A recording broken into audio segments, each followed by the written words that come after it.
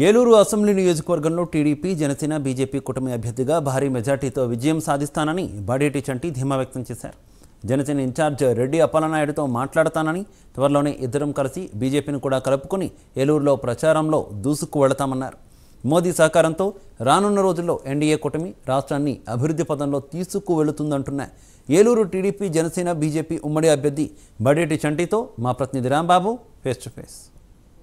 Eluru Telugu Desam party TDP అభ్యర్థి, అదే రకంగా జనసేన తెలుగుదేశం పార్టీ బీజేపీ కూటమి అభ్యర్థి అయిన బాడేటి చంటి గారు ఉన్నారు. ఆయన తెలుసుకునే ప్రయత్నం చేద్దాం.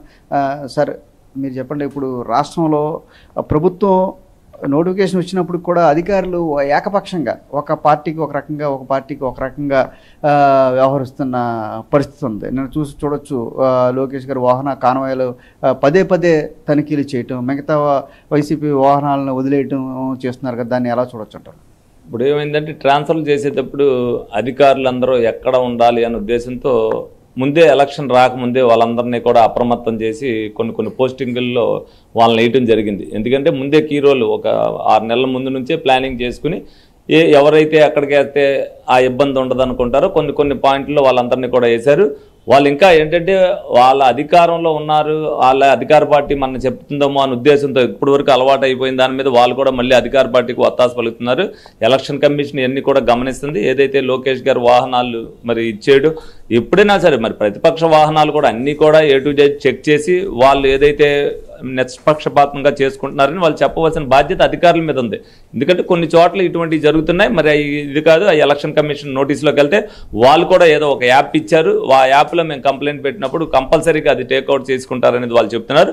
అది కూడా రేపు నుంచి మేము కూడా దాని మీద ప్లానింగ్ ఉన్నాం. ఎవరైతే ఉన్నారో అభ్యర్థులు వాళ్ళందరూ కూడా ఏదైతే ప్రచారం చేస్తూ మరి ప్రతిపక్ష అభ్యర్థుల మీదే వాళ్ళు ఏదైతే కంప్లైంట్లు రూపేణా లేకపోయినప్పటికీ కూడా వాళ్ళ మీదకి వస్తున్నారు.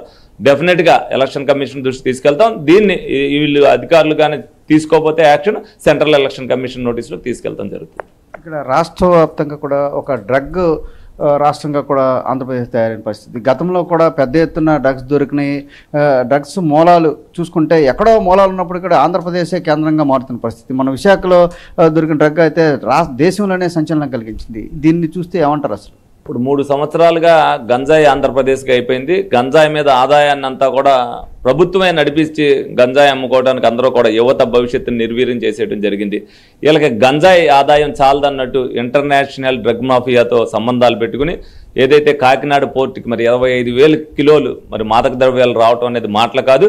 మరి ఆంధ్రప్రదేశ్ని ఎక్కడికి తీసుకెళ్దాం అనుకుంటున్నారు జగన్మోహన్ రెడ్డి గారికి? వీళ్ళకి ధనదాహంతో ఏదైతే వ్యవస్థలన్నీ నిర్వీర్యం అయిపోయినాకో ప్రజలు కూడా నిర్వీర్యం అయిపోయినా మనకు పర్వాలేదన్న ఒక ఉద్దేశంతో, ఒక నియంత పాలనతో డబ్బులే కావాలి, ప్రజలందరూ కూడా ఏమైపోయినా పర్వాలేదన్న ఉద్దేశంతో ఈ డ్రగ్ మాఫియాను కూడా ఏదైతే ఇండియాలోనే నెంబర్ 1 కింద ఆంధ్రప్రదేశ్ని తయారు చేయడం జరిగింది.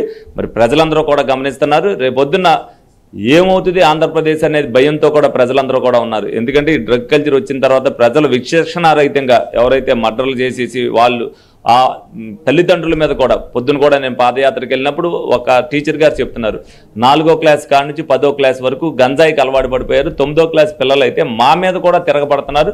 స్కూళ్ళల్లో కూడా ఇది వచ్చేసిందంటే గంజాయిని మీరు అరికట్టలేకపోతే ఇక రేపు ఈ ప్రభుత్వం అనేది రాదు. వచ్చిన తర్వాత మీరు డెఫినెట్గా ఈ గంజాయిని అరికట్టాలి, లేకపోతే యువత నిర్వీర్యం అయిపోద్దని చెప్తున్నారు. డెఫినెట్గా ప్రభుత్వం వచ్చిన తర్వాత ఉక్కుపాదంతో గంజాయి వ్యవస్థను కానీ ఈ డ్రగ్ కల్చర్ కానీ ఉక్కుపాదంతో మోపి అన్నింటిని కూడా ఆంధ్రప్రదేశ్ని తరిమి కొడటానికి అందరూ కూడా సిద్ధంగానే ఉన్నారు. ఇక్కడ ఏలూరు చూసుకుంటే జనసేన అభ్యర్థి రెడ్డి అప్పలనాయుడు కూడా ఆయన కూడా టికెట్ ఆశించారు. దాంతో మీకు వచ్చేసి ఆయనకి రాకపోతే కొంత అసంతృప్తి నెలకొంది. నిన్న 2 రోజుల క్రితం పవన్ కళ్యాణ్ గారిని కూడా కలిశారు. ఇద్దరు కూడా ఎప్పటి నుంచి ప్రజల్లోకి ప్రచారం దూసుకెళ్ళిపోతున్నారు? సమన్వయంతో ఈ పాటికి వెళ్ళిపోయేవాళ్ళు. కొంచెం ఎలక్షన్ 2 నెలలు డిలే అవటం వల్ల పవన్ కళ్యాణ్ గారు కొద్దిగా బిజీ షెడ్యూల్లో ఆయన నిన్న పిలవటం జరిగింది. రెడ్డి అప్పలనాయుడు గారు కూడా వెళ్ళి మాట్లాడుకున్నారు. అంతకుముందే మేమిద్దరం అనేక సార్లు 4 సార్లు కూర్చున్నాం. మా నాయకుడి దగ్గరికి వెళ్ళి క్లారిటీ మాట్లాడుకున్న తర్వాత ఇద్దరం కలిసి వెళ్దామని చెప్పని అన్నారు. రేపు ఎల్లుండో ఇద్దరం కలిపి ఉమ్మడి సమావేశం ఒకటి నిర్వహిస్తాం. తప్పనిసరిగా ఇద్దరం కలిసి మేము ఏదైనా సరే జగన్మోహన్ రెడ్డిని ప్రభుత్వాన్ని గద్దె దింపాలన్న ఉద్దేశంతో ఒక సమాజంలోకి వెళ్ళినప్పుడు, ప్రజల్లోకి వెళ్ళినప్పుడు ఒకే నినాదం తీసుకున్నాం.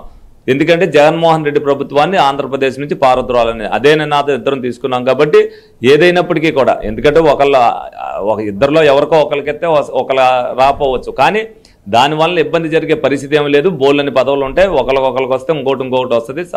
ఏది ఉన్నప్పటికీ కూడా ఇద్దరిని బ్యాలెన్స్ చేసుకుని పార్టీలు వెళ్తాయి కాబట్టి పైన ఏది నిర్ణయం తీసుకుంటే, ఇద్దరు నాయకులు ఏ నిర్ణయం తీసుకుంటే ఆ కట్టుబడి ఉండాల్సిన బాధ్యత మా ఇద్దరి మీద ఉంది. ఏదో 1-2 రోజులు ఎవరికైనా అసంతృప్తి ఉన్నమాట, ఎందుకంటే కొద్ది బాధ ఉంటుంది. అన్ని రోజులు మనం తిరిగాం కాబట్టి మనకు రాలేదే అనేది, అది నాకు జరిగిన అనిపిస్తుంది, ఆయనకి జరిగిన అనిపిస్తుంది. అంతేకాని మా మధ్య ఏ విభేదాలు లేవు. మేము కూడా వెళ్ళి ఏదో ఇలా జరిగింది కాబట్టి నువ్వు వేరే రకమైనది ఏమో ఆలోచించొద్దని చెప్పాం. అతను కూడా వ్యక్తిగతంగా ఏమి ఇబ్బంది పడే పరిస్థితి ఏమీ లేదు. తప్పనిసరిగా ఇద్దరం కలిసి ఒకటే దాటి మీద నడుస్తాం. జనసేన కేడర్ కానీ తెలుగుదేశం పార్టీ కానీ ఏ ఒక్క ఓటు కూడా చీలకోకుండా పవన్ కళ్యాణ్ గారు ఏదైతే కోరుకున్నారో ఆ కోరిక నెరవేర్చి ఏలూరులో టీడీపీ జనసేన జెండాను ఎగరేయటం ఖాయం. ఇక్కడ టీడీపీ జనసేనకు తోడుగా భారతీయ జనతా పార్టీ కూడా కలిసింది. మొన్న చిలకలూరుపేట సభ చూసుకుంటే సూపర్ సక్సెస్ అయింది. దీంట్లో నియోజకవర్గంలో అటు టీడీపీ జనసేన బీజేపీలో జోష్ ఎలా ఉంది, అసలు ప్రజలు ఎలా ఈ 3 పార్టీ కలయికను ఆస్వాదిస్తున్నారు?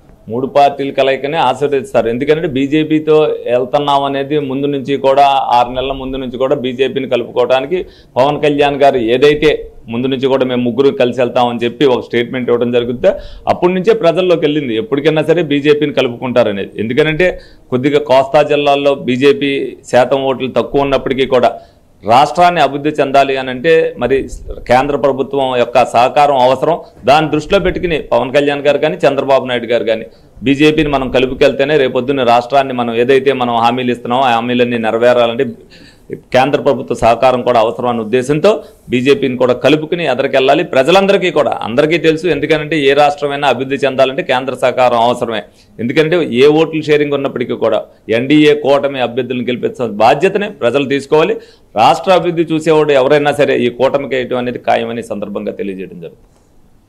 అదే ఇలా చూసుకుంటే రాబోయేది ఎన్డీఏ కూటమి ప్రభుత్వమే అని పేర్కొంటూనే ఇక ఏదైతే జనసేన అభ్యర్థి కూడా మాతో సహకరిస్తున్నారో అందరం కూడా కలిసి ముందుకెళ్తాం. బీజేపీ శ్రేణులు కూడా మాతో కలిసి వస్తున్నాయి. ఖచ్చితంగా రాబోయే రోజుల్లో ఎన్డీఏ ప్రభుత్వాన్ని ఏర్పాటు చేస్తామని పేర్కొంటున్నారు బడేటి చంటి. ఇదే పరిస్థితి. ఏలూరు నుంచి కెమెరామెన్ దాస్తో రాంబాబు, ప్రైమ్9 న్యూస్.